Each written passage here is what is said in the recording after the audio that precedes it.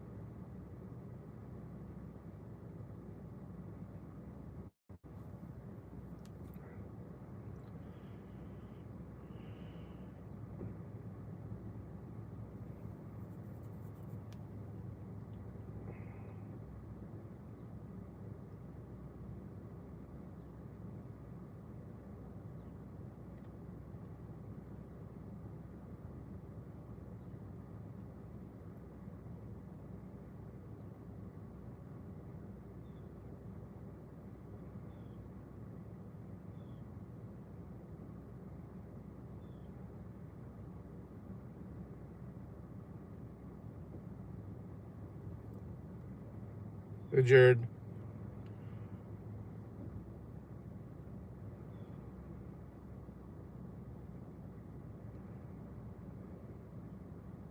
All right.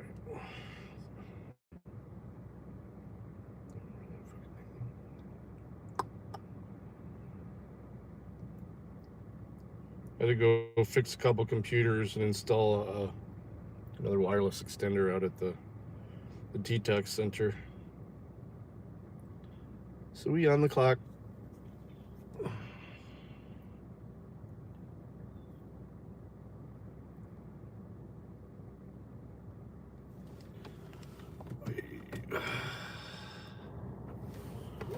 All right, let's get it rolling.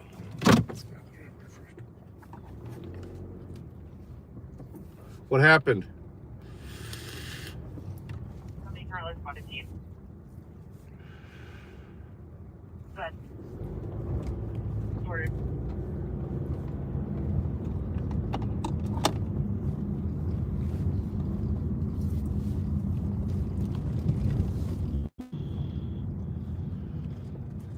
It's a third party. Yeah, but why would your friends still be your ex-friends supposedly still have you blocked?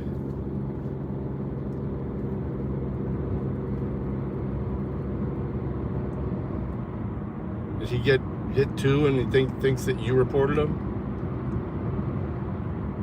Or maybe you just exposed it by replaying it.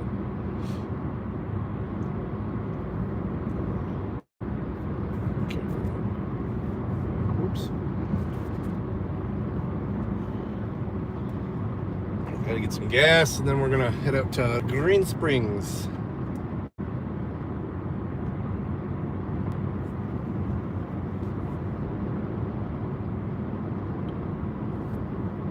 Cannot say. That's weird. I gotta say that's weird.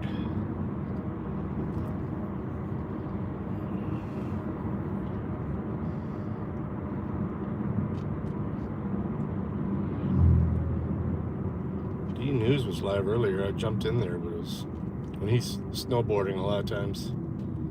It's not the greatest signal down in the canyons or up in the hills.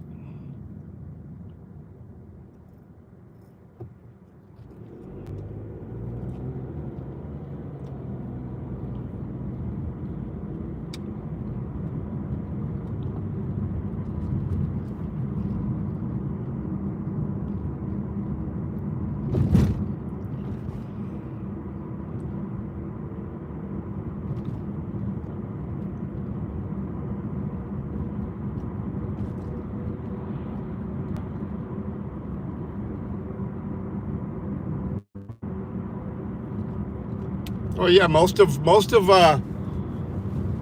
my strikes and stuff like that have been from bots, but YouTube uses them. It's rare that it's a manual takedown unless there was a report. That's usually the only time there's a manual takedown is if someone reported it. Any other time, it's usually a bot.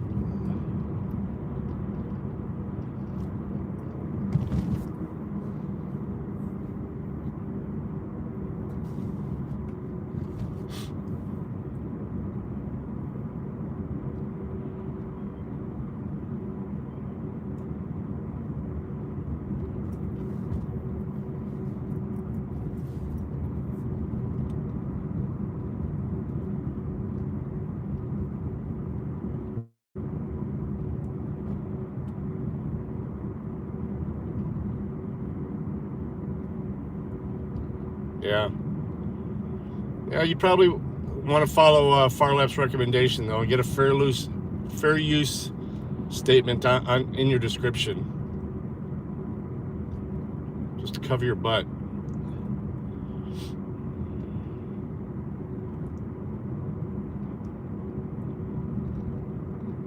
It's not gonna save you every time, but it will help.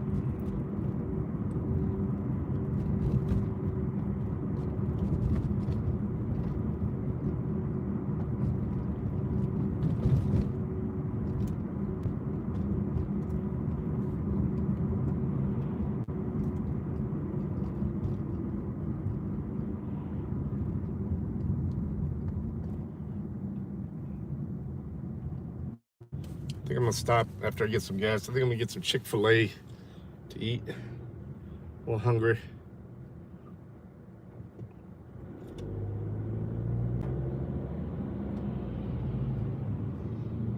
Doing what to be mean? I don't think you're being mean. So sometimes it's easier understanding what Chopper's saying. Oh, not to be mean. Okay. Well, I don't think you have a mean part in you, bud. I've never seen it. Most of the people that come and watch you and listen to you and stuff like that don't. You go out and give food and drinks to the homeless. I just noticed last night coming home from date night with the wife that this blue building to the left, it's a they make slim cans. Well, they made slim cans. Apparently the building's for sale. And I didn't hear anything about them closing down, but apparently it's shut down now. It was crazy. Noticed that last night. I mean, there was just trucks there last week.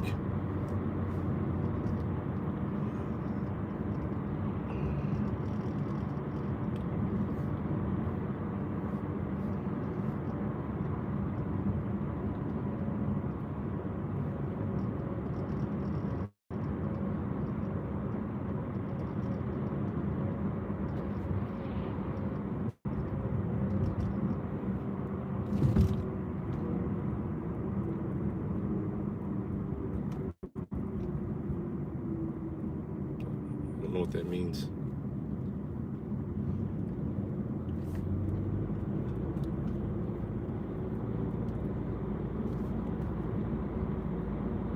Hey, Claiborne.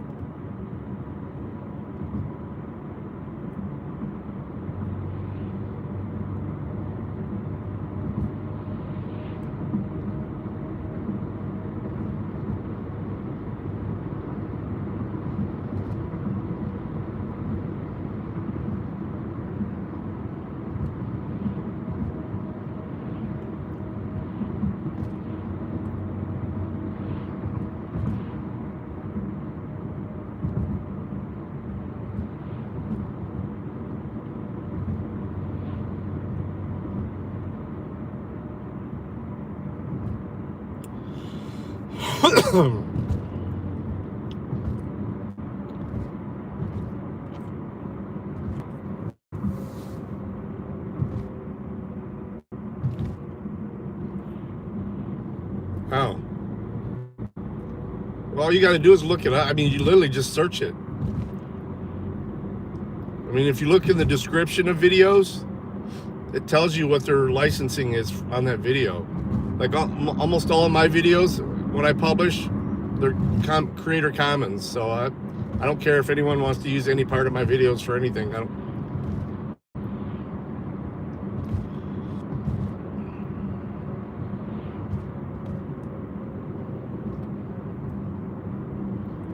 It's in your settings, your channel settings. But you can change it for each individual video too. And gas shot up. Fucking $3.49 a gallon. Jesus.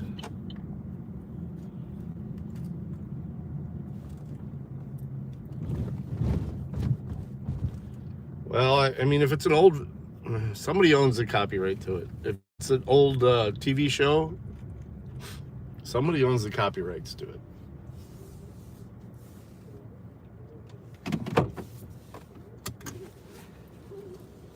All right.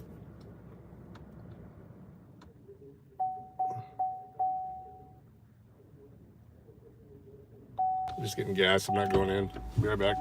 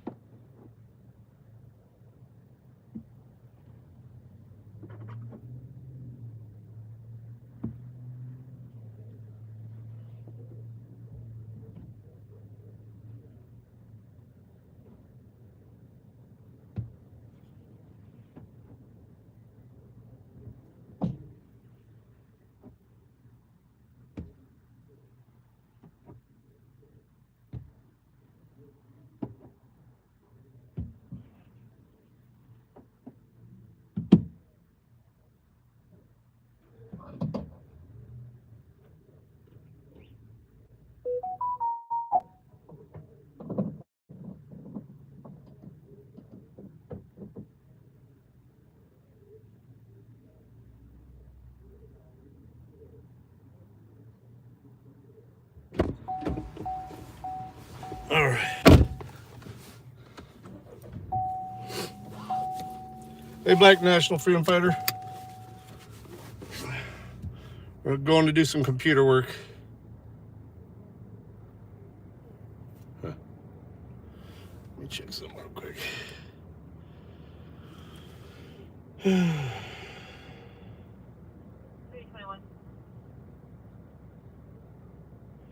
at 590.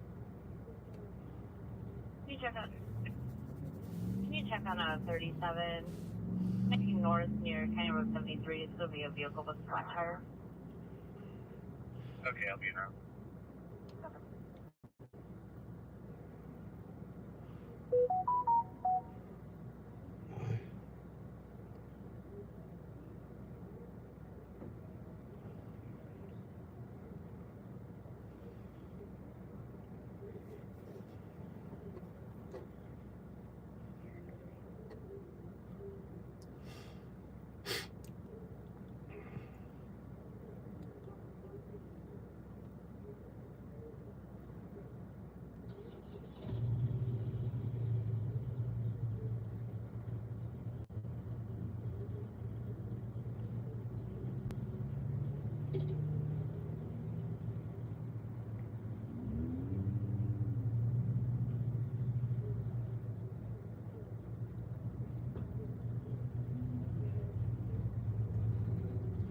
My wife's DoorDash pass. She's got my fucking card on it.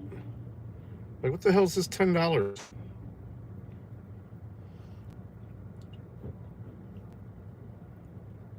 I don't care about it that much. It's just.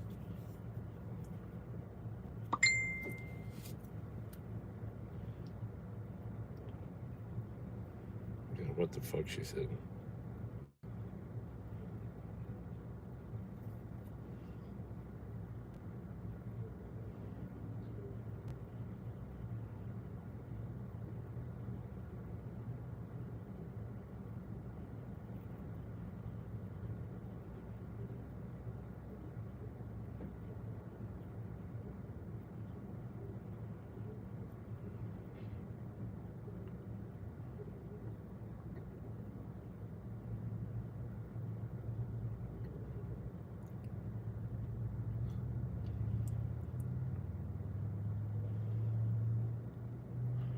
All right.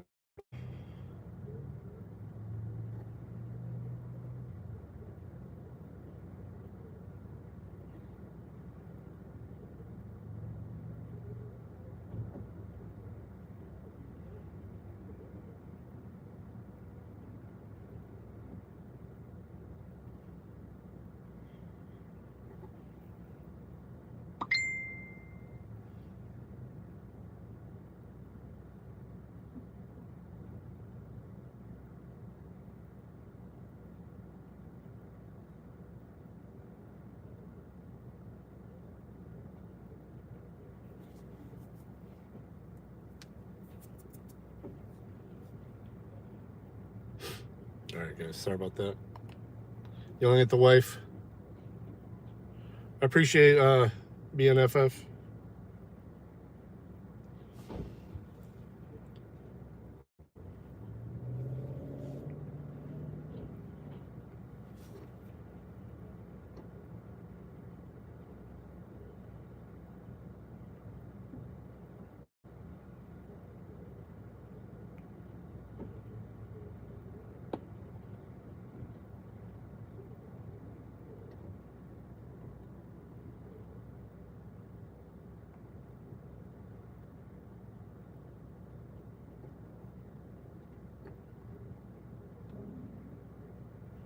All right.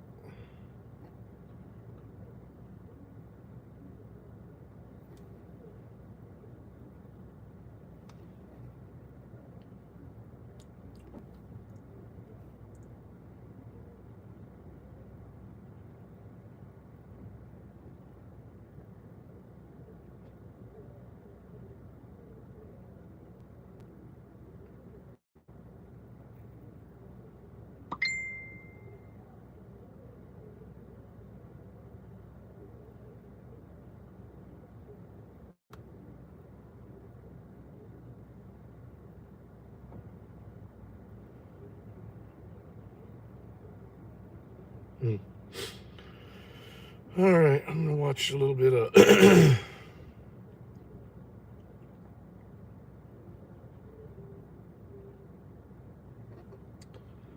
my dude Rob. Maybe it's on the locals.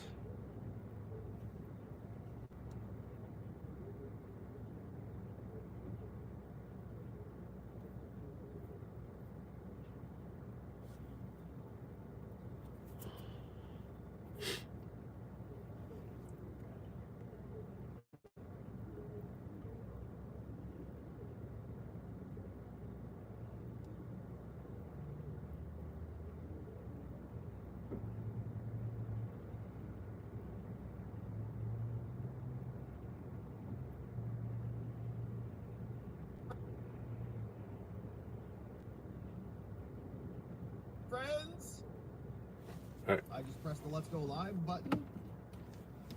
And so let's wait for those tubes to connect themselves. All right, we're gonna stop and get some Saturday Chick-fil-A on the way out to Green Springs. And I hope you had an incredible week. That you were out there hustling and bustling, moving and grooving, accomplishing all the things that you set your mind to, whatever those happen to be. It is an amazing day after the closing arguments on the evidentiary hearing for Big Fannie Willis. And so we're going to jump into that a little bit. We definitely, well, maybe a lot of it. We got some stories. So I actually pulled up a couple articles from some people on the left, people you may know, Katie Fang, we've talked about here. We also had Ron Filipkowski, I think, wrote an article about A little bit of warm weather. Here come the motorcycles. And what they think the outcome should be with Fannie. We'll see. It's going to be almost 70 degrees tomorrow, 50s today. Yesterday, a couple clips from the prosecutor where he's kind of making some admissions on behalf of the defense. And wonder everybody's sick. Hot, cold, hot, cold. John McAfee, rest in peace. So-called. But we got that to attend to. We got your comments I want to jump into, of course. I think we have somebody here from Georgia. I think Nicole D is from Georgia. It says good morning from Georgia. We'd love to hear from Georgia. Like, what's the local vibe? People like talking about this, or people not talking about it? Is there balls in the air? Is this kind of all over the news, but not in the news? I'm kind of curious what it's like on the ground there in Georgia. We have these people from Georgia. I'm very curious to have to say about that. But before we get into any of that, of course, let's see what our president is up to, because he's on vacation. He left, we know he's going to Camp David and so on. And here is what the latest schedule looks like from our president. They didn't even give us a Saturday schedule. Oh, these bums. Gosh, I refreshed it twice. No Saturday schedule. Well, you know what that means, because old Joe is just lounging about wherever he happens to be. So, all right, on Friday, remember, he arrives at Camp David. That was at 6:15 p.m. He was meeting with Georgia Maloney in Italy. Shout out to my friends in Italy. And, of course, we had Karine and some others out yesterday, John Kirby. But we do have some clips of Joe as he was exiting. So he was on his way out. And before he met with Georgia Maloney, he was the newest Prime Minister of Italy, as we said. I'm thinking Chick-fil-A. And something interesting happened here, because our president is reading this note card, reading this note card.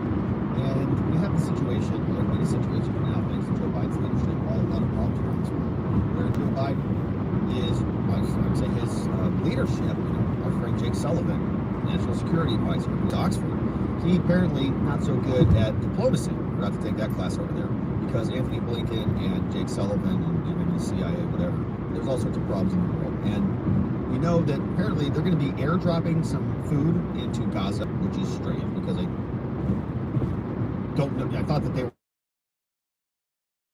I don't know what the heck they're doing over there. Anyways, I don't know if they're getting food anyways, because it's going to Ukraine, I guess, instead of Gaza. I mean, point is, they're supposed to be dropping food into Gaza. Okay, here is their post. In the coming days, the United States will carry out airdrops of aid to Gaza. Okay, the Twitter team got it right. Redouble our efforts to open a maritime corridor and expand deliveries by land. The aid flowing into Gaza is nowhere near enough. We all need to do more, and the United States will do more. So whoever wrote that for him got the country right and the geographic region right. But when he's reading from his note cards, he talks about Ukraine, right? This is our very competent, very capable, very vigorous president. In the coming days, we're going to join with our friends in Jordan and others in providing airdrops and additional supplies to Ukraine. See, he looked up from the note card. And Georgia Maloney, we don't know if she corrected him, but maybe she didn't catch it either. But, that's our president. So he's a little bit off on that one. Now, he had to get corrected on that by John Kirby. So John Kirby came out. Where do I have that one? Yeah, here's John Kirby. Gets asked a quick question about this. No,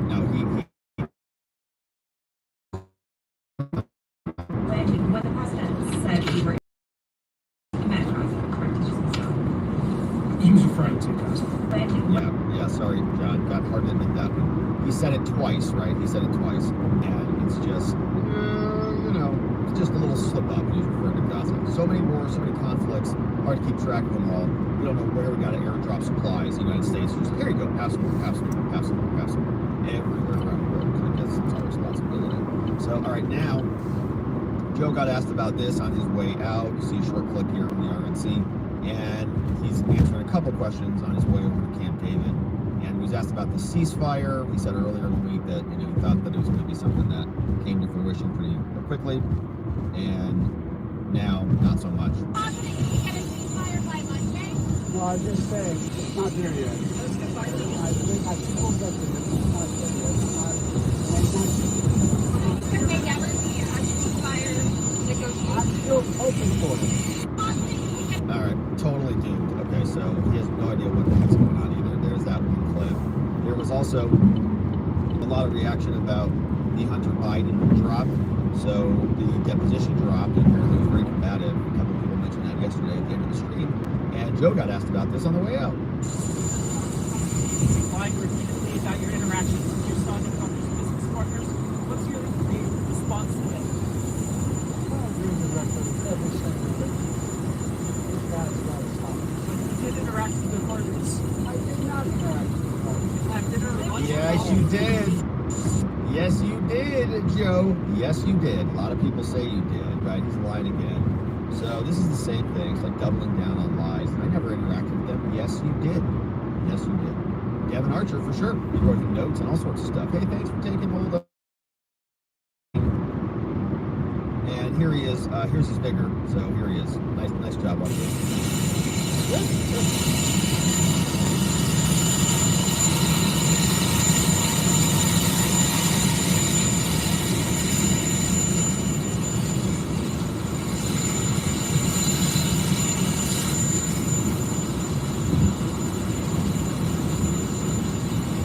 There's our vigorous president. Get away from the kids, Joe. You know why he was running so fast? Look, see that? He wanted to sniff the kids. Oh, no. No, Joe, no. He's like, oh, perfect. A little 7-year-old, perfect. Well, she's like backing away like, what the heck is going on right now? Did you see that? Look, all right, let's just dunk on him for a minute for this. All right. She's backing away. Watch. She's near the rope. Okay, look at this girl in this like pink and black sweatshirt. Watch. She backs up behind mom. She's like, oh, this is gonna freak me out. He's coming to sniff me, man. I don't want to be sniffed. No. Watch. Bye. Tucks in there. Bye. Oh, I don't want anything to do with him. Yeah, she was backing up. She knew what was coming. You can feel it. Kids can sense that, right? Right there. Look at that. She tucks behind mom right there. See that right shoulder? Tucks right behind mom. Right. Yeah. Oh God. Yeah, I understand. Yeah. I can sense this. I slept in myself. He gets vigorous for a sniff, right? Running all over there. Now. We have some reaction to a lot of this stuff. Okay, remember here a couple weeks ago, we had that interesting exchange with, what was it? Oh, Joe Biden. He went and he sat down, and he was with a black family right there, and he was sitting down, and Joe Biden got a hamburger, but they all had fried chicken, right? And then we're like, oh, okay. The president's sitting there, he's like, wow, you guys got some fried chicken, huh? Or whatever he said. And then he's like, so what do you guys want to talk about? How about basketball? Basketball, of course, is I gotta ring at the doorbell, my friends. Here, let me play this clip real fast, and then I'll be right back.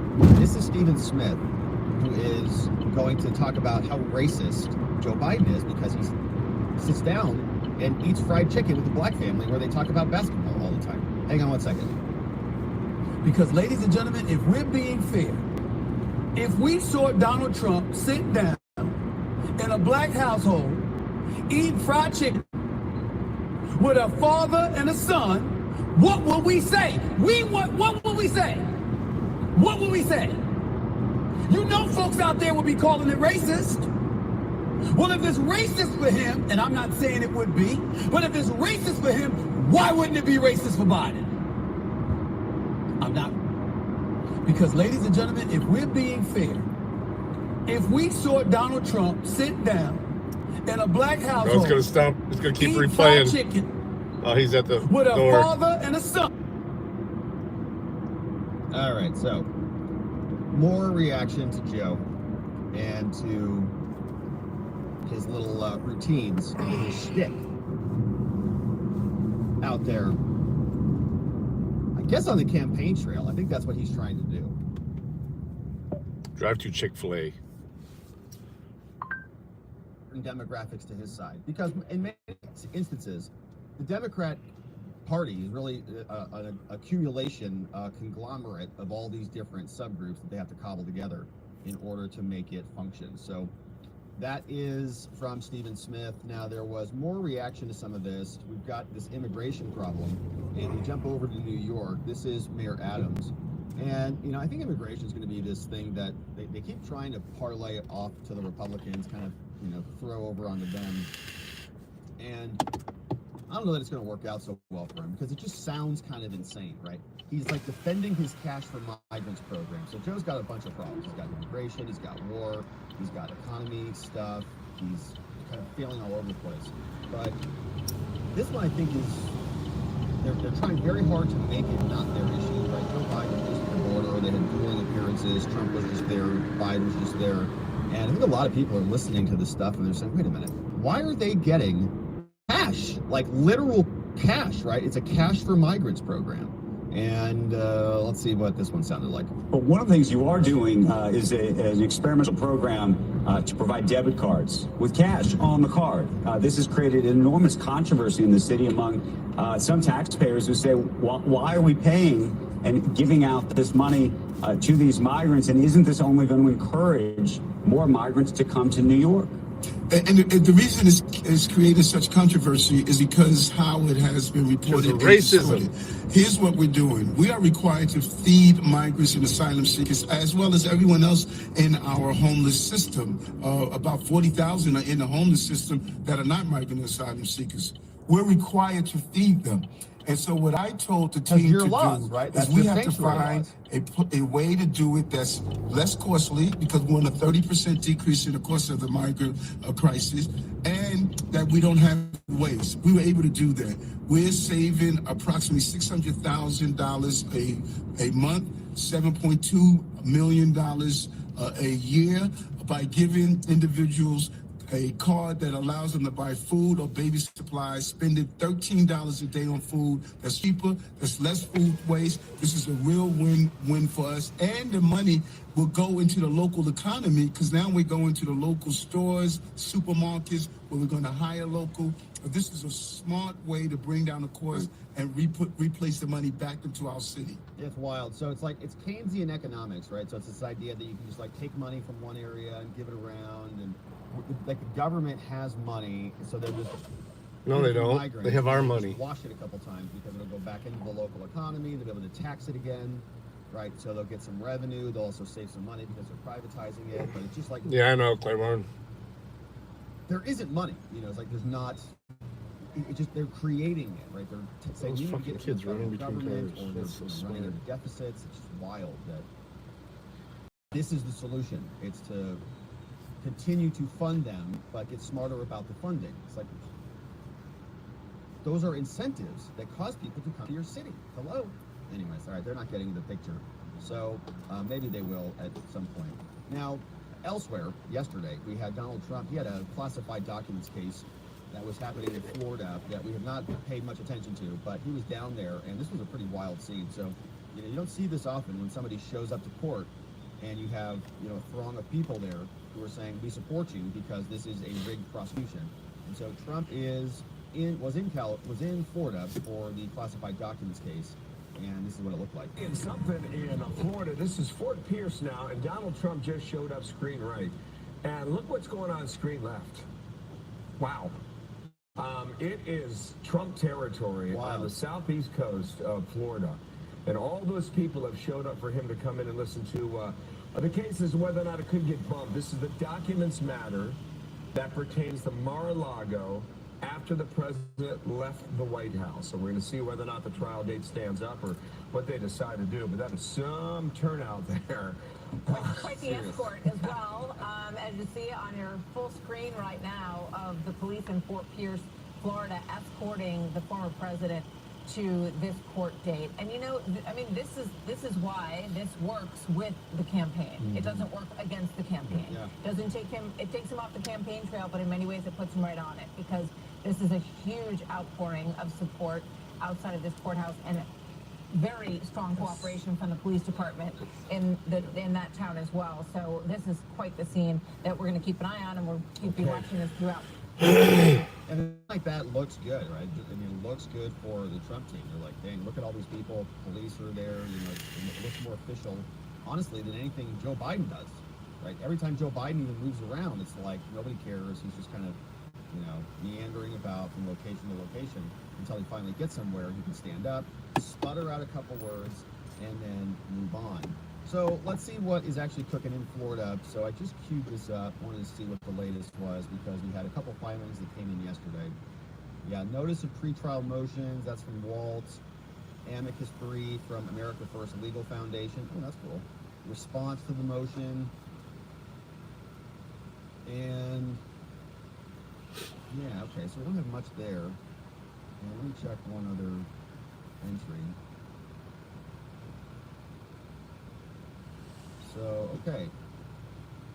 So, yeah, I think we're waiting on a trial date then. I'm not seeing anything on the docket about a confirmed trial. I know they were bouncing this around. So, in other words, the government proposed a pre-election trial date, and the defense proposed a post-election trial date. I don't think we've got one anchored in yet. And, of course, as soon as that changes, we will be apprised of that. Now, this was an interesting clip. This clip is getting a lot of attention because these people just kind of got demented. And this is Mika and Joe Brzezinski on the morning Mika show. And they were very upset about this dueling border appearance from Trump and Biden.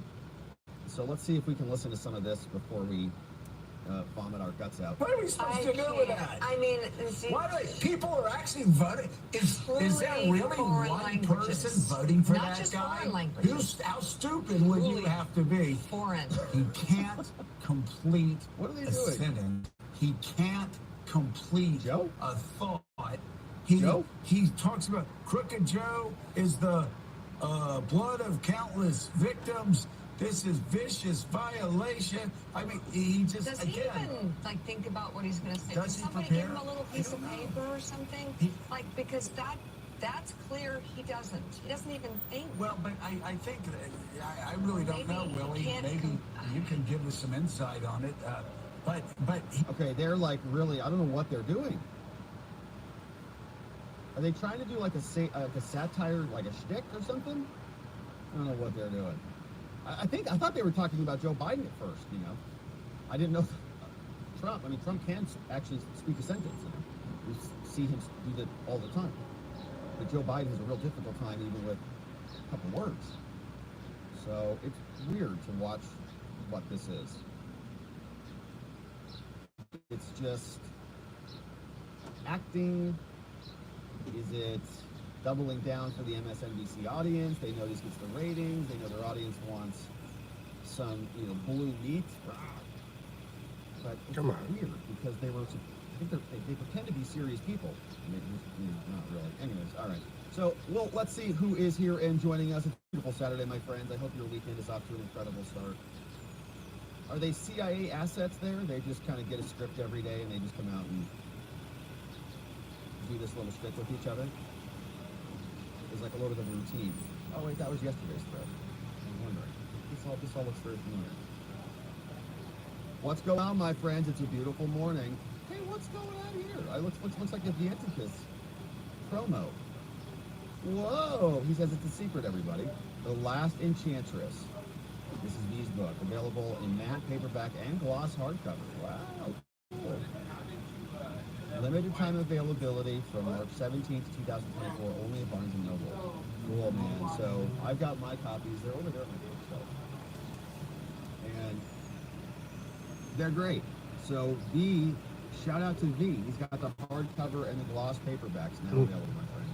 So if you want to go check this out, it's the Chronicles of the Last Enchantress, our very own Vianticus. has gotten this. How come that other person can get 3 orders in and this person only has 1? Check it out. Jesus. Congratulations, dude. I've already ordered. Yeah, my chat was a little wonky too. I had to refresh that puppy to see what was going on. Hey, what's up, Elliot? Elliot says, Lawfare's Anna Bauer, who does a great job, by the way. I really like her reporting. She's been doing a good job of Wrong line. Georgia stuff. Reported on the hearing in Fort Pierce during the first half of the program yesterday. She said Jay Barat called the defense's proposal for an August trial date disingenuous and was designed to forestall a DC trial. Well, Jay Barat's just a little wino. Oh, there's Roger. Oh, Roger Parloff. Yeah, Roger does good reporting too. He does. I don't think any of these people are like even center, in many ways. And I think they have a disdain for Trump, but they do a pretty good job, I think, keeping that at bay when they are reporting. So we've covered some of Roger's threads. Anna Bauer does great work. And I haven't met this guy, Benjamin Witz, but they covered some of that, so that's cool. Yeah, and I think, who else was down there? Was Julie Kelly down there yesterday? I don't remember. But she does great stuff as well. Hey, Neurodivergent has his copies as well. Very cool. Hi. Support this week. It's mobile order What's for Norm. up? Chris 1 says morning fam, morning Norm. Chris. Norm, We got Sean's in the house. That's not my name. M.A. Allen. Yeah. Happy Saturday. I appreciate you just I'm streaming. Welcome, M.A. Allen. Yeah. The old Fucking smeared idiot. rap game, says Robin. Brandon Rudder, says they have a tough time spitting any of that out themselves. What's up? Good morning, the RP Games. Very great to see you. Oh, the Anticus is sleeping, so John McGarvey posted it. What a nice guy, John. Yes, it's good to see you, my friends. And of course, we're going to jump into some of this Fanny analysis, because there's some aftermath that we got to talk about. We've got some memes in the house from Blocky. Blocky, my goodness. Here, let's see what we got here today. We got this one. It says, an evil man will burn his own nation to the ground to rule over the ashes. Joe Biden, man. I've never had them do that before. Slow motion. I don't know if he's actually doing it. I mean, I really think he's largely a placeholder. I know that's kind of I'm not trying to give him an excuse on this thing, but it is, I think, beyond his capabilities. And I really don't think he knows what's going on. Mean tweets, world peace, 2024. Well, we'll take it. We'll take some mean tweets to save the planet. Hey, murder rates in most of Latin America dropped significantly based on this latest crime data. Yeah, El Salvador, I think, is lower than the United States now. It used to be the murder capital of the world or something like that. The crime capital of the world.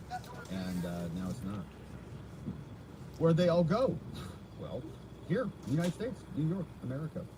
Blocky says, okay, slow, low-flying military aircraft are going to be dropping aid from the altitudes of 800 feet in a part of the world where numerous groups would love to down an American aircraft.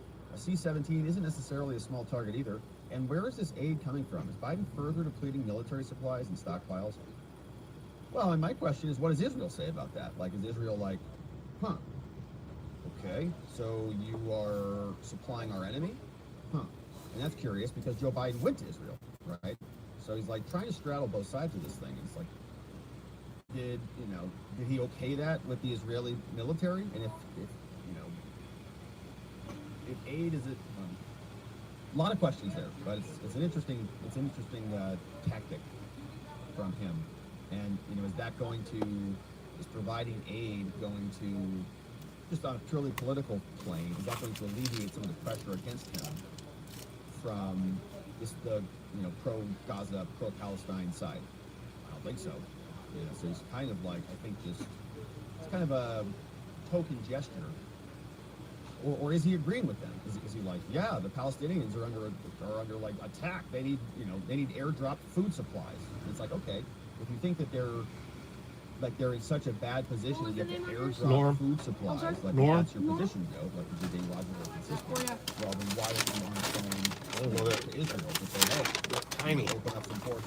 Yeah, I don't know why. If you're gonna do a little bit, why don't you do it's like acknowledging morally that there is a problem there, so maybe you should do some more about that, right? And well, obviously he's not going to do more about that, so it's just like, yikes. I think he's going to be, I don't know that it's a very good strategic maneuver. Just got a full, large, regular unsweetened iced tea. If I'd have known this fucking mango lemonade thing was going to be fucking it's like a token $2. it's meaningless. Thanks for nothing. For this. Glocky says, I want to know if this is an outlier or if California's actually waking up. Well, I think the problem here is these are primary numbers, right?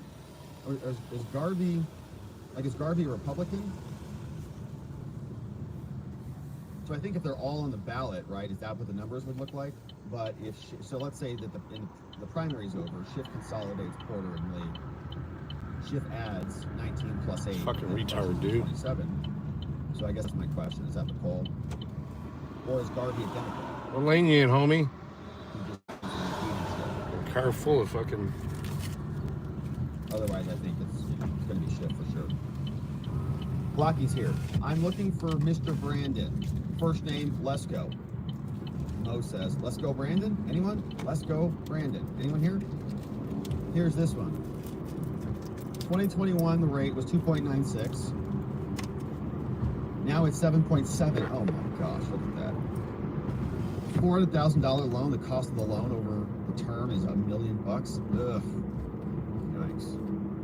NY says, just like Senator McConnell, the stuff they have Joe on for his obvious Parkinson's nervous disorder has a propensity to have an on-off period where Biden will appear to melt on camera.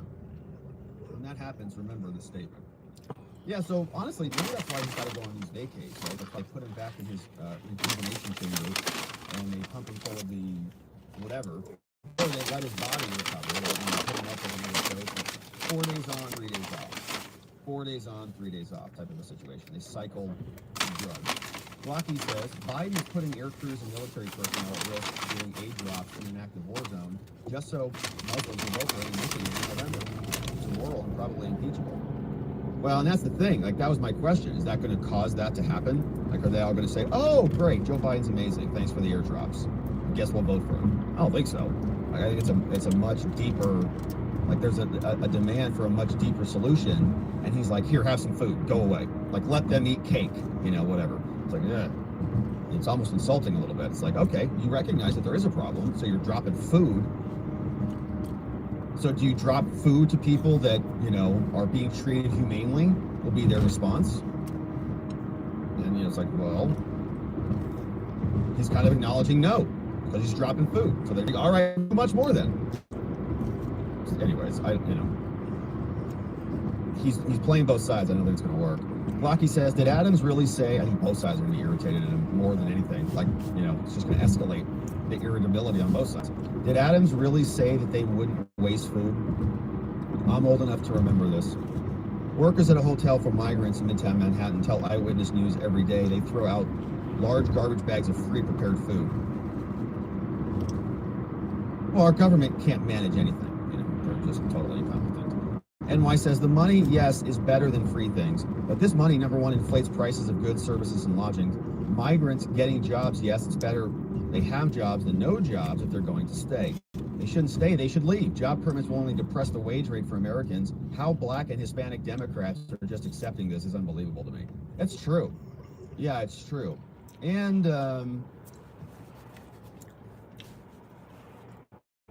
white Americans too, like all Americans. It's like why are we all accepting this? It's just wild. But that's where we're at. So, yeah, gosh. All right, so my friends, let's see what's cooking in Fannyland, because there is some fallout.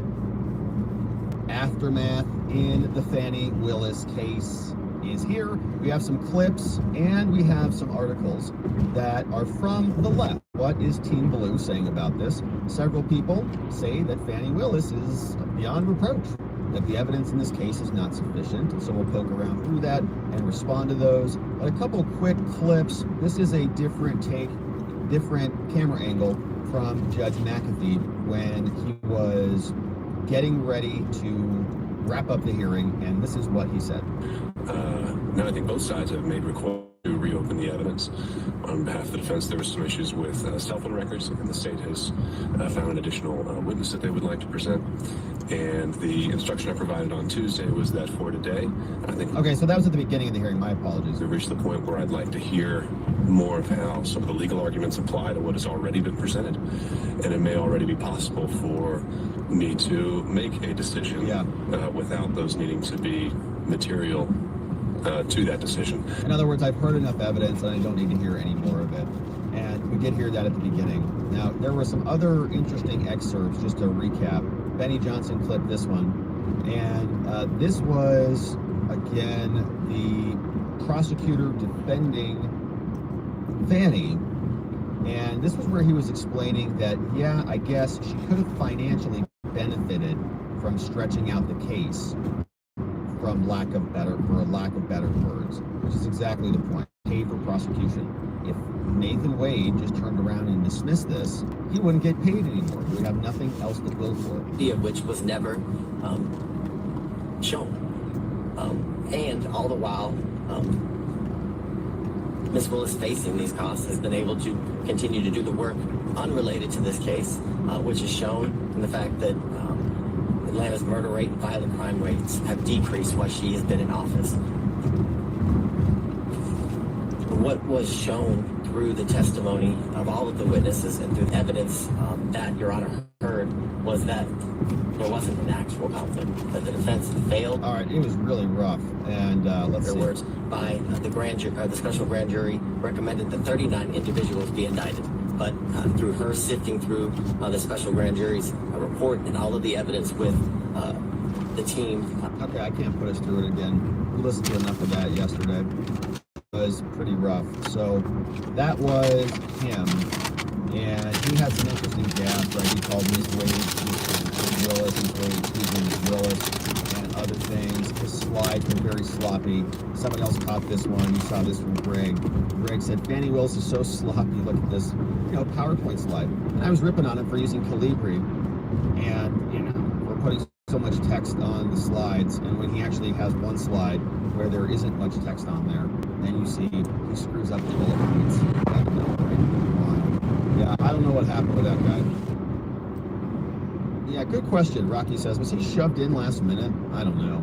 Rocky says, this is cruel. I start to feel bad for this guy. Well, yeah, you're a nice guy. He's still a prosecutor. So these were some of the stories. Maybe I said, yesterday, maybe he drew the short end of the stick. I don't know what the heck happened there, but I wouldn't that job. Right? I have no desire to defend Big Fannie Willis. That's like a thankless task, very difficult thing to accomplish. Yeah, but we have lefty reaction to the Fannie Willis disqualification hearing, and this is from Katie Fang.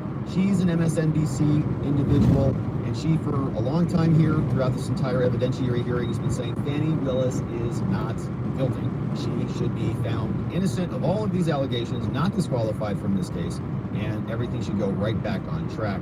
So after the evidentiary hearing was over, both her and some others are responding to this, and let's see what her analysis looks like, saying, based on his testimony, it seems Bradley decided to share gossip and innuendo that he heard from other sources. And so this is not something that should be disqualifying. Here's what Katie Fang wrote. This is a piece saying, Judge Scott McAfee will hear oral arguments. Did this come before? I thought she said she wrote this afterwards. All right, let's forget this one then. We'll skip this one. Let's go over to, I wanted to post analysis. This one. Ron Filipkowski. Okay, Ron Filipkowski, if you follow him on X, he works over at Midas Touch. They are very anti-Trump in their content, and basically all this guy does most of the day is sit around and troll.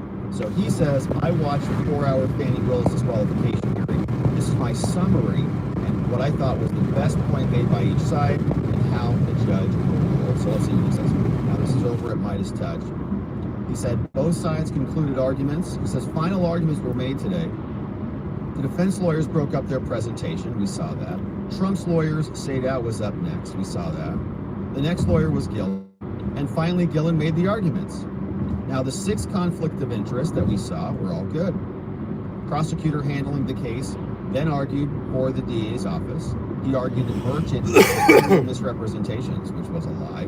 to the court about the substance of the statements. He said that Wade was never impeached with Bradley's testimony in a proper and legal way, right? He was arguing for technicalities there.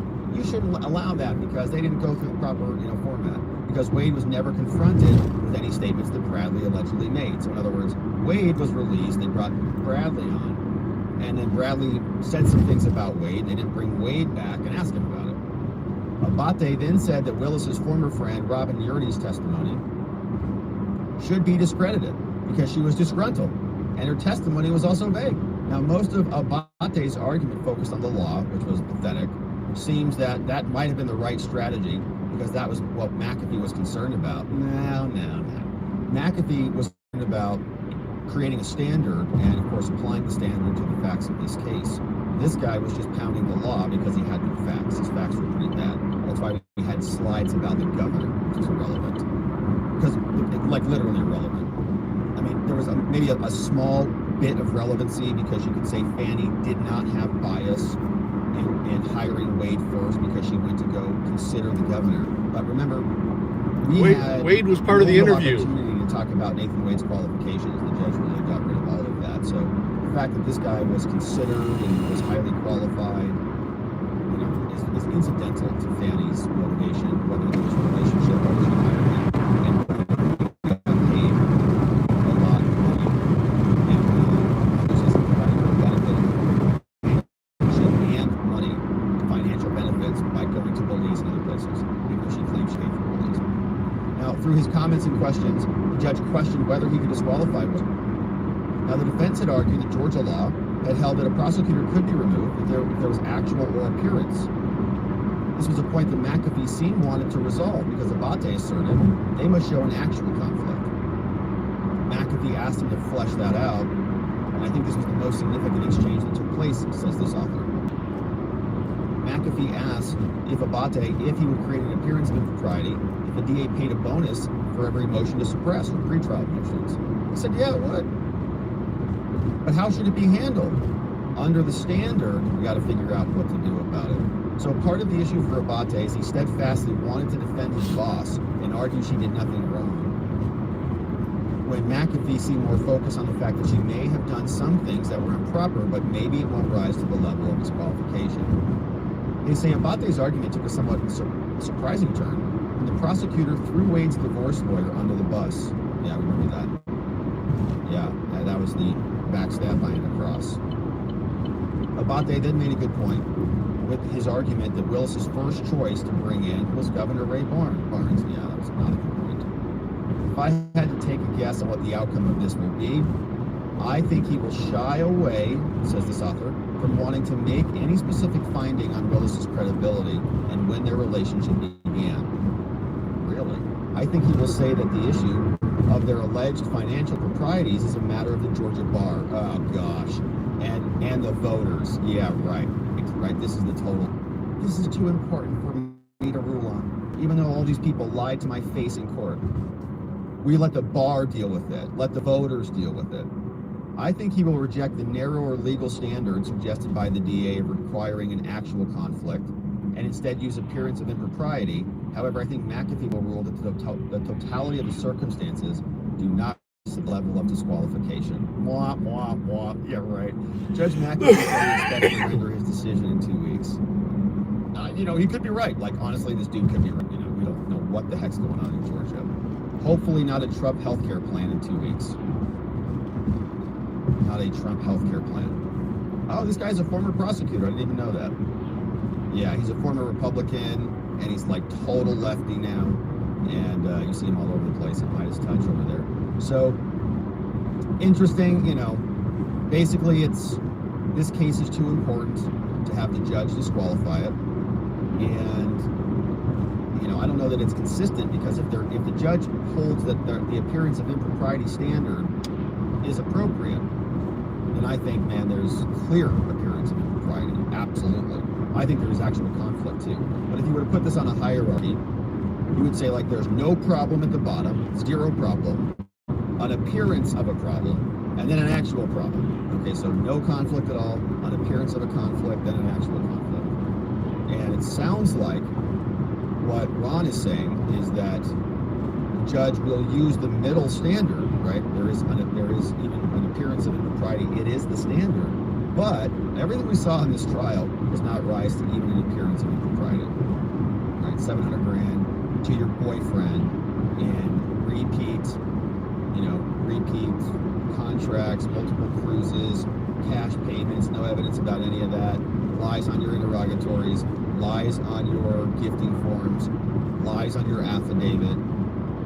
Terrence Bradley comes out, clearly lies again, right? Very combative. Cell phone records show a relationship. Robin Yurdy testifies a relationship started early. Text messages from Terrence Bradley show relationship started earlier than they said, so we know they lied in their affidavit. And now we have voicemail records. We'll see if that gets into evidence that impeach Nathan Wade, who said that or Terrence Bradley, who said that they hadn't met in 2 years. They met for lunch 5 weeks ago. So even if that standard, right, even if it is even if it is an appearance standard, like, doesn't all that mean that? Rocky says, even if the middle standard is used, that brings us into the question, the grand jury indictment and the process. Yeah, well, that's my point, right? So I think you're at, like, does that mean that there was improprieties even at the outset? I would say that the case is tainted from the very beginning. Right? The grand jury process was conducted by people with a conflict of interest. Maybe not an actual conflict of interest, but definitely an appearance of a conflict of interest. And so we can't have any faith, the public can't have any faith in the validity of the grand jury and the composition of what was presented there, because it feels like all of this was done by one DA's lover, and she paid him a bunch of money to do that. So you can't trust it, right? The appearance of impropriety, right? Justice is supposed to be above that. If you have a question about this relationship, then you have a question about this relationship birthed. Fannie and Wade got together, they indicted each other, and then as a birth of their personal indictment, they also birthed out or dumped out this indictment against Trump, So that relationship was tainted. So everything else that they birthed out, all the birth and afterbirth, is, also tainted from an illegitimate relationship. So yeah, gross visuals on that one. But it's a good point. I think everything has to go. All right, so that was from Ron, and that feels like a little bit of a Cope article, but he might be right. He might be right. Like, that's the whole point. We don't really know what the judge is going to do here. And it is a matter of first impression in the court. And I actually do think that these are good points. Like, I actually do think that there's going to be, in general, okay, if you just have a regular case, a regular criminal case, judges dismissing a case and with prejudice against the government prosecutors is not common. Okay, it's just not. You can look it up. I don't know what the numbers are, but for every single motion to dismiss that's filed, what % are granted with prejudice against the government?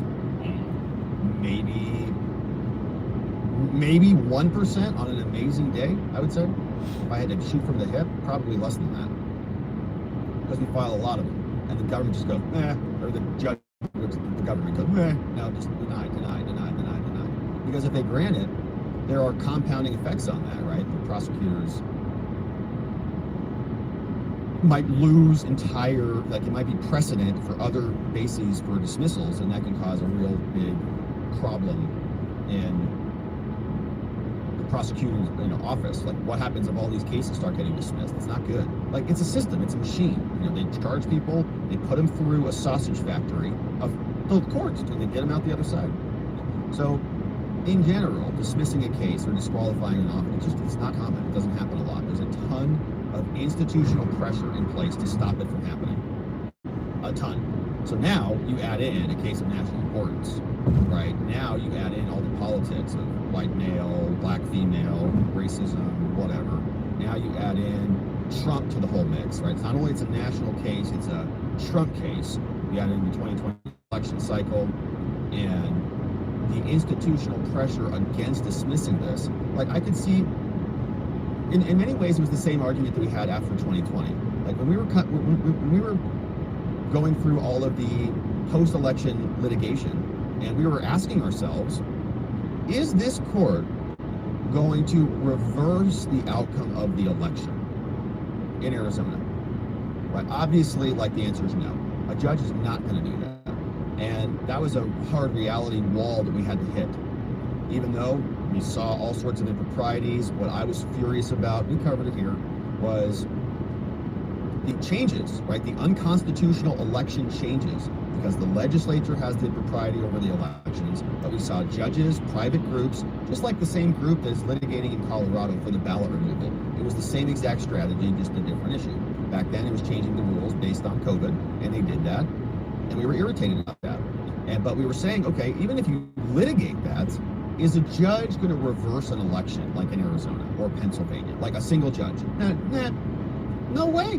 The institutional pressure there is not going to allow them to do that, because the backlash and how they're in a huge scandal, I'm ready to flip out.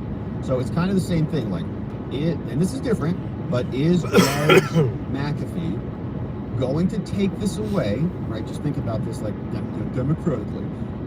Take this away from a dutifully elected Fulton County DA like Fannie, and also not only take it away from her, but also take it away from the jurors of Fulton County.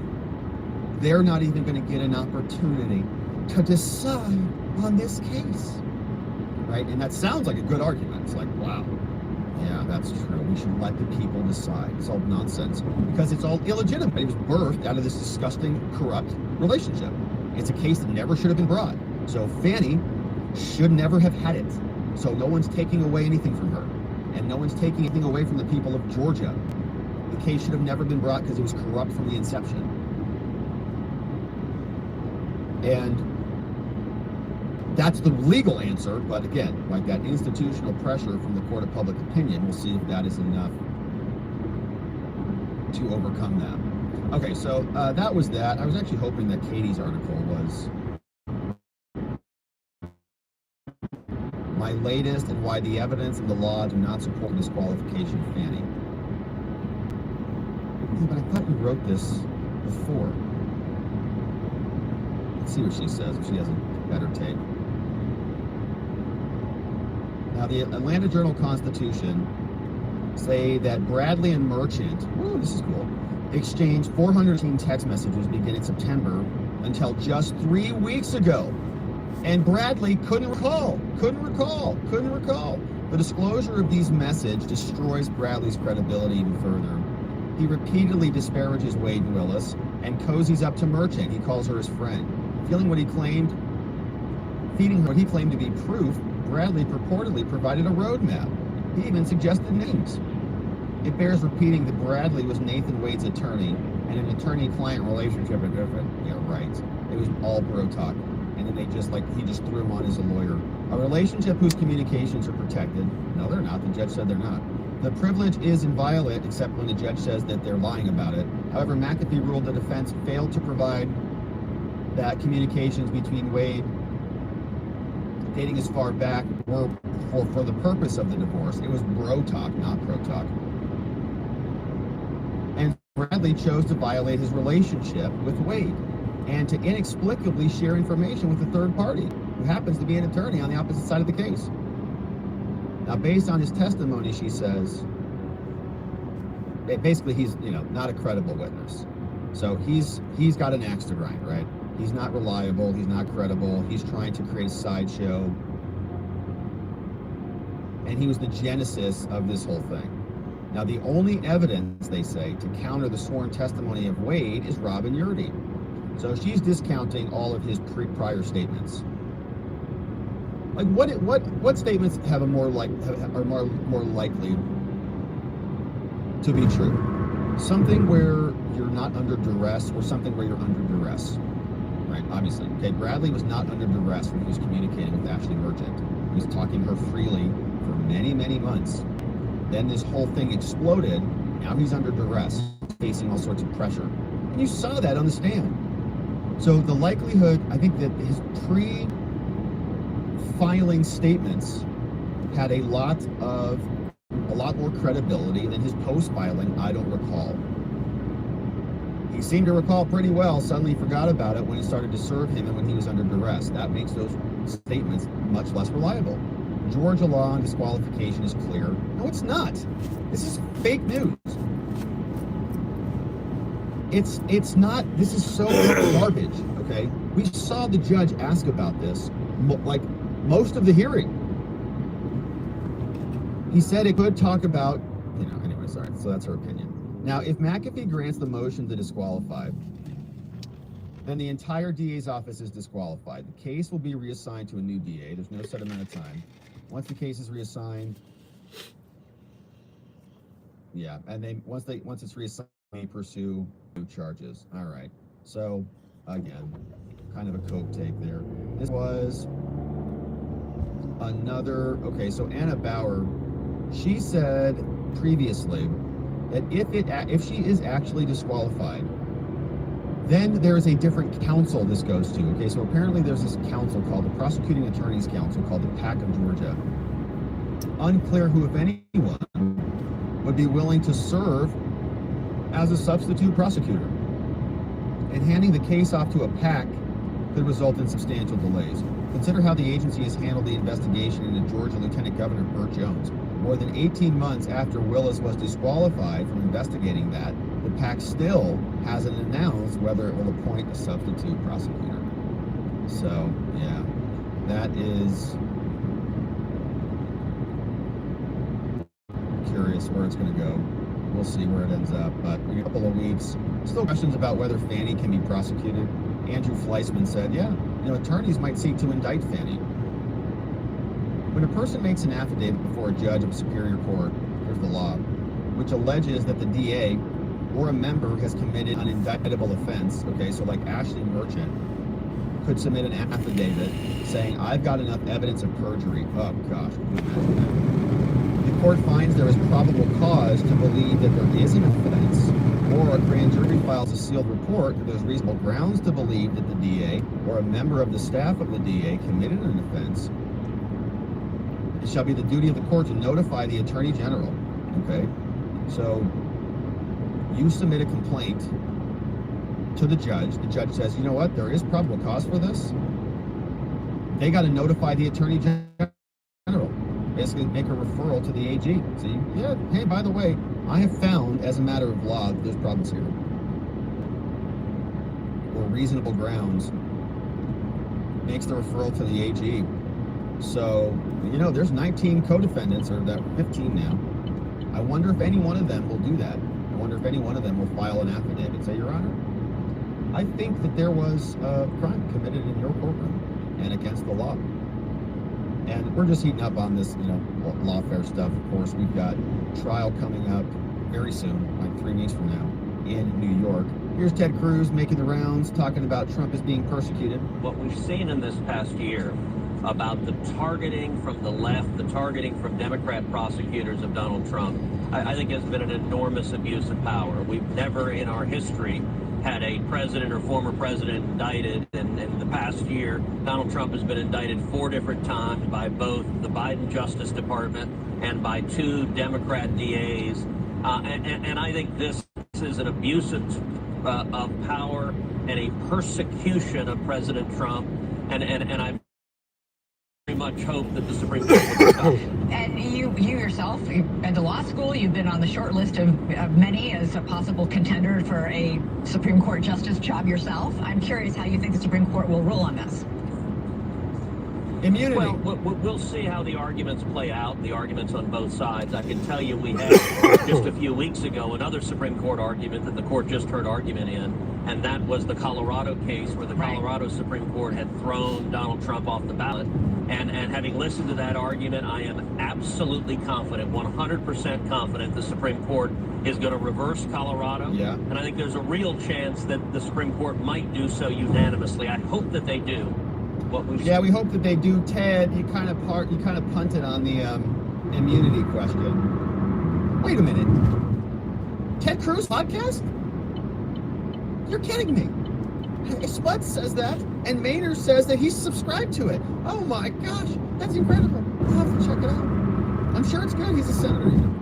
All right, so yeah, the immunity question. I wanted to know what he said about the immunity question, but didn't get any answers on that one. Wow, man, that's so cool. Ted Cruz has a podcast. I'm sure it's really great. Hey, yeah, it's called Verdict with Ted Cruz. Whoa! Make sure you subscribe, my friends. Hey, 22 Dragon says Judge Joe Brown's view of the Fannie case and other strong black females in leader positions. 3 or 4 words are not appropriate. But that's funny, 22. I'm sure it's a good one. I'm sure there's some good stuff there. Hey, Michelle says, I even watched it. I'm sure it's good. He's a smart dude. We just like to poke fun at him a little bit. We love Ted Cruz. He's Ted. Lion Ted. All right, Elliot says, does anyone remember how much Willis said she spent in Napa? I think it was at 700 minus the 400, which did not go to reimburse her bill a lot, the rando wine guy. That would leave $300 to be quits for that trip. And I thought she said that she paid cash at the other wineries. Regarding the first choice, didn't the affidavit assert Sir Bill-a-Lot turned down the job the first time they discussed it and only accepted several months later? At the winery? Yeah, I don't know. Yeah, good question on it.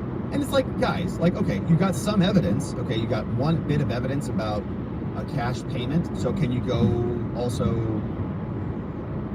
find other receipts and other statements to support the remainder of the $10,000 or whatever it was? Obviously, the answer is they don't. So we're supposed to take their words for it. But why would we do that? It's very clear that they don't understand certain things like the word gift, or what the word marriage means, or what the word receipt means. Here's another one from Phil Holloway. Which level of donation are you making to Fannie Willis 2024? Here you go. Wow. Fulton County, space is limited. Okay, friends in Georgia, if you want to go support Fannie Willis, this is where you go. 6 to 8 p.m. What date is it? Wednesday this week, March 6th. Go support Big Fannie Willis. And the donations go from small to big. Biggest is $3,300. Focused, $2,500 is tenacious, $1,000 is worthy, $500 is determined, and $250, meh, it's just admirable. Meh, whatever. $250. Oh, hey, here's Vivo. Shout out to Vivo. Hey, where is the $10,000 cash corrupt level? Eric Hunley, shout out, says, do you have a bail or legal defense option? Shout out. Ryan Fournier says, no Grey Goose option? Unacceptable. Yeah, it should have, that's probably included with all of them. So that's just funny. Fanny, man. We'll see if she shows up to church tomorrow. She might be there tomorrow. Requesting more prayers. Is there a criminal level? Is there like a class 1 felony level? Different classes? Class 1 felony, right here. Class 2 felony, right here. Class 3 felony, right here. Yeah, $250 is a lot of money. Yeah, man. $250? Think like you could like buy like, a couple turkey sandwiches under Joe Biden's economy with that. Feed yourself for like a day or two. $50. Yeah, it's a lot of money. It is a lot. Hey, what's up? We got this one from Elliot. Says, has the grant proposal to measure dopamine levels of shirtless Jack's cheerleaders as they read Midas podcast headlines already been written? No, I don't think so. I think that is going to be the dopamine levels. No, that's going to be from the Babylon Bee. I got a doorbell again. I got some people here helping with some stuff. Give me 1 second.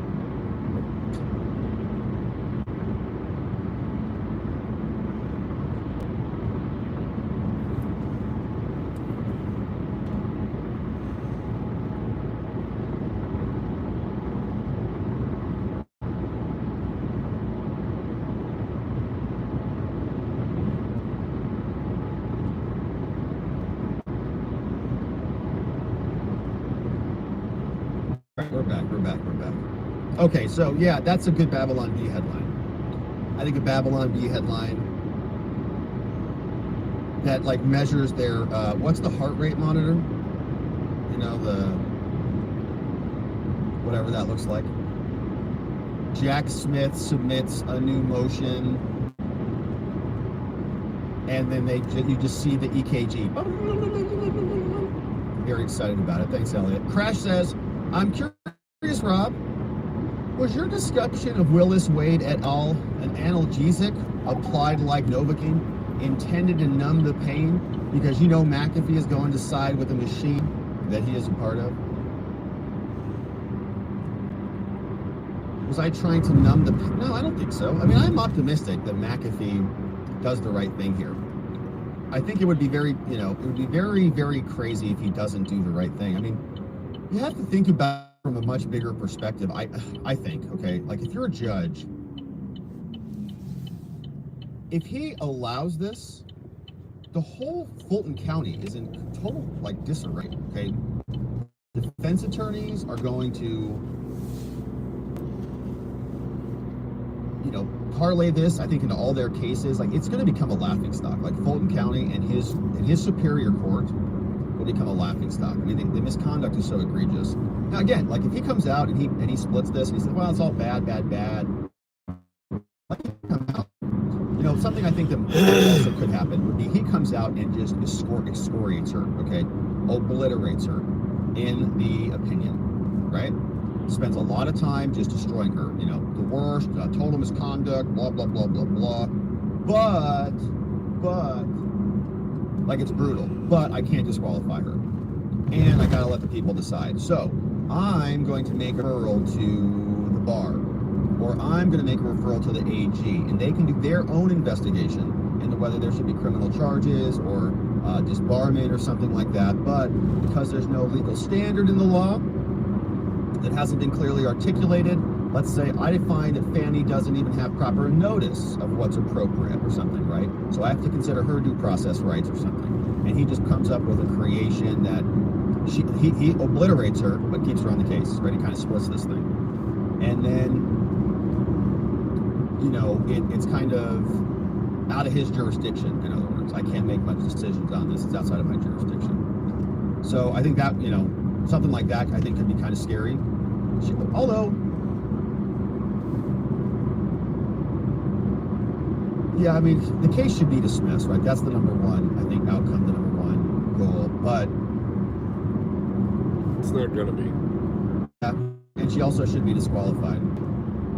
Yeah, it would be a total cop-out if he did that. I'm trying to say if there's any, like, saving grace. Like, is that going to put other prosecutors on notice that they could be in trouble? Like, yeah, that would just be a slap on the wrist. He needs to, it was in his court. They lied to him in his courtroom. And there's good evidence of that, right? And the witnesses that say that they didn't lie are not credible. So I think as a matter of, you know, honor for the courts, he's got to do something about it. You can't wind this, kick this off, parlay this off onto someone else. It's his responsibility. It was in his courtroom. What's the worst case at this point? Yeah, don't cop out, bro. Don't do it. You know, don't do it. Yeah, he could kind of pull a Comey. Yeah, there you go. Right there. Yeah, kind of pull a Comey. Exactly, right? Comey came out, blasted Hillary, extremely careless. But I can't do about it because no reasonable prosecutor would, you know, prosecute this case. Something like that. Yeah, I hope he doesn't. I really hope he doesn't. I think there's enough evidence here he needs to correct the record and really sanction the government for this egregious misconduct. Alice Elizabeth says, if Fanny is disqualified, will we be able to see the grand jury materials? That's unlikely, I would say. Yeah, I think that's probably going to be unlikely. I mean, a lot of the reasons, you know, a lot of the reasons the grand jury are sealed are for grand jury members, is for kind of the sanctity of the process. There are prosecutorial, you know, protections in there about like disclosing how they do things and stuff. So there's other reasons to have it sealed. I don't know that if she's disqualified, we'll see that. I think they would just bundle that up and then pass that all off to the new prosecutor, essentially, right? So it sounds like it's going to go to the Special Prosecutors Council. So if for example, if Fanny's disqualified and not dismissed, then another prosecutor is just getting their case filed, essentially. And then they're going to do do some work on that. But that, I think, we'll just, it'll keep the same status of the grand jury materials as we have currently. We'll just pass it off to the new person. What's up? There's the Watching the Watchers crew sailing ashore to save the country, baby.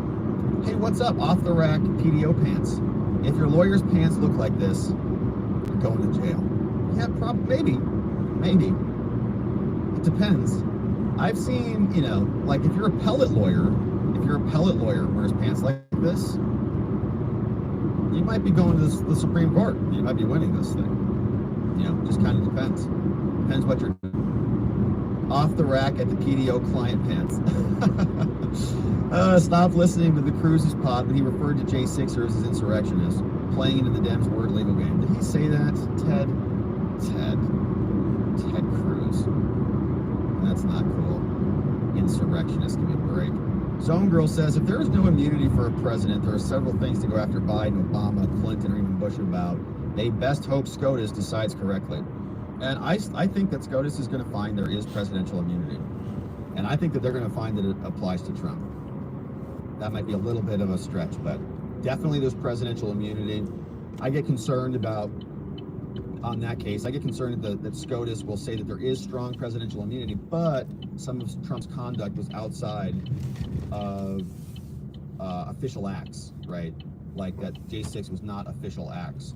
But then my question back to them, and I don't know how they thread this needle, is